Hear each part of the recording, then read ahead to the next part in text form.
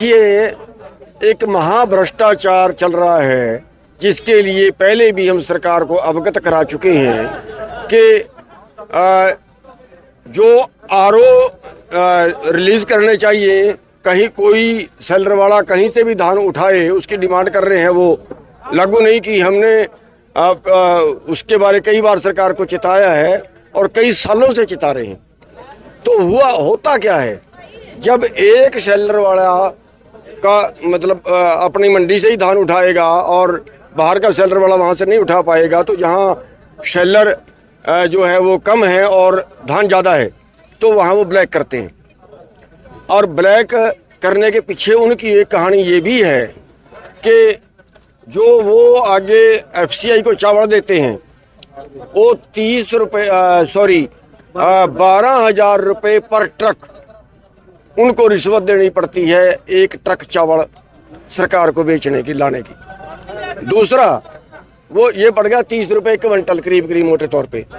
दूसरा, जो एफसीआई जो ये डीएफएससी है, 6 रुपये कट्टा से 10 रुपये कट्टे के बीच डीएफएससी की सेटिंग है जो शेल्टर वाले को देनी पड़ती है। ये पड़ गया करीब 20 रुपये क्विंटल। 2 रुपये से 5 रुपये मंडी के जो कर्मचारी हैं, जो मंडी के होते हैं, उनकी फीस है, वो पड़ गई करीब 10 रुपये क्विंटल। यानी 60 रुपये क्विंटल का उनको ये खर्चा पड़ गया। अब वो 60 रुपये का खर्चा वो हमारे से काटते हैं, वो मार तो हमारे ऊपर ही पड़ेगी, किसान पे ही पड़ेगी ना। और उसके अलावा फिर वो 60 और का भी टांका लगाते हैं। इसका उनका पुल तोड़ना चाहिए। उनके पुल तोड़वाने के लिए का रास्ता ये है कि कहीं का शेल्टर वाला कहीं से भी खरीदे। सरकार को तो 67 किलो चावल चाहिए, जो सरकार मान नहीं रही। एक बात तो ये जो आज वाला मैटर था वो ये था कि हमने पिछले साल हमारी दुकान से जो वहाँ का शेल्टर वाला है उसने कोई धान नहीं उठाया। बाकी दुकानों से पूरा 100% पिछले साल भी उठाया, अब के बार भी उठा रहा है। उनसे कट लेता है, हम कट देते नहीं हैं। हमने जो है वो पेहवे का शेल्टर वाला है विधाता, उससे हमने कहा था, वैसे तो हमने प्रशासन को ये कहा था कि जिसको उठा सकते उठाओ, हमारी दुकान पे 17 मोस्टर का धान उठवाओ। नहीं उठवाया तो हमने उससे पिछले 26 तारीख को आरओ अप्लाई करवाया था, जो कल तक यानी 14 तारीख तक इशू नहीं किया गया। और धान का बुरा हाल, कई दिन धान ट्रैलियों में रखना पड़ता है क्योंकि आगे जगह नहीं है, आगे फड़ नहीं है, सुखाने की जगह नहीं है, उठाने की जगह नहीं है, उतारने की जगह नहीं है।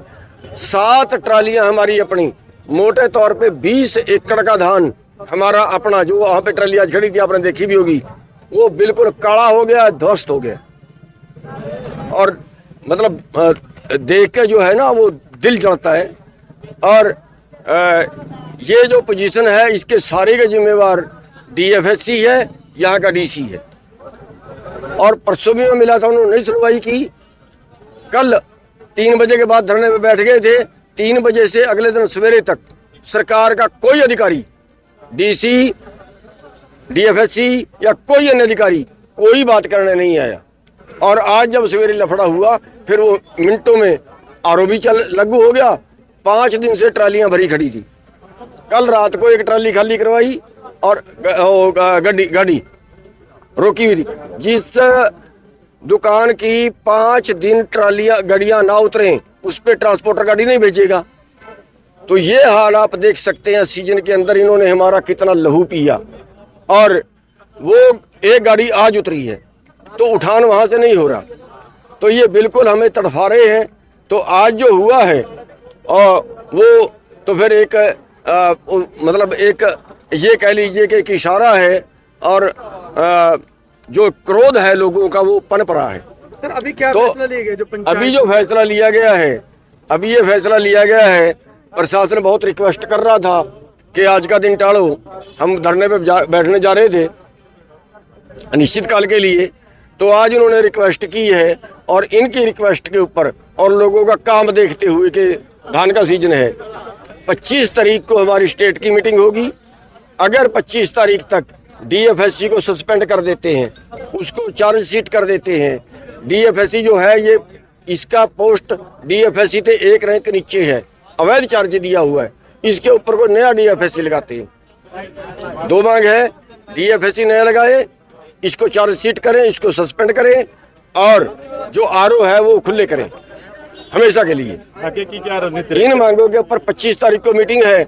अगर 25 तक ये सॉल्व होता है तो ठीक है, और वरना 25 तारीख को आगे कोई बड़ी कॉल फिर जो है वो दी जाएगी, जिसमें आर पार का आंदोलन किया जाएगा। सभी मंडियों में ऐसी स्थिति तो देखने को मिल ही रही है, जाम लगे हुए हैं हर जगह पे, मंडी दान खरीदी नहीं जा रही। उसी का ये इशारा है, उसी के लिए जो है आज का आंदोलन था।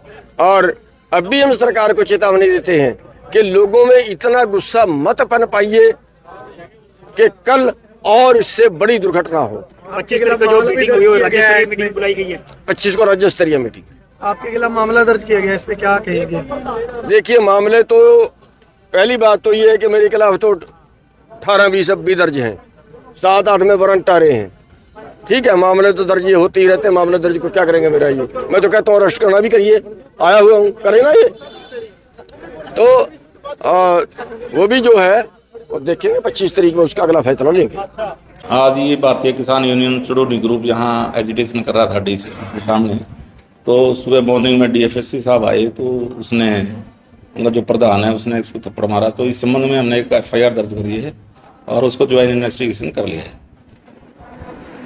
किसानों ने इसको लेकर धरना भी दिया गया, यहाँ थाने में पहुंचे थे, किसान को खत्म कर दिया गया, तो चल रहा है क्या, किस आश्वासन पे खत्म किया गया? नहीं, अभी वो कोई कंप्लेंट करेंगे, कंप्लेंट मूव करेंगे वो डीएफएससी के खिलाफ। जो भी उसकी कार्रवाई होगी वो संबंधित अधिकारी जो भी है उसका कंपिटेंट अथॉरिटी इन्वेस्टिगेशन करेगी।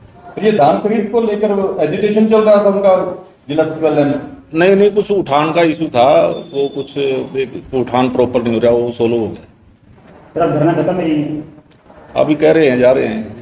अल्टीमेटम दिया किसानों ने कि 25 तारीख का कोई बड़ी बैठक करेंगे, अगर उनकी मांगे पूरी नहीं वो उनका अपना लेवल का काम है, वो करे ना करे। प्रशासन की तरफ से तो हमारे तरफ से करिए।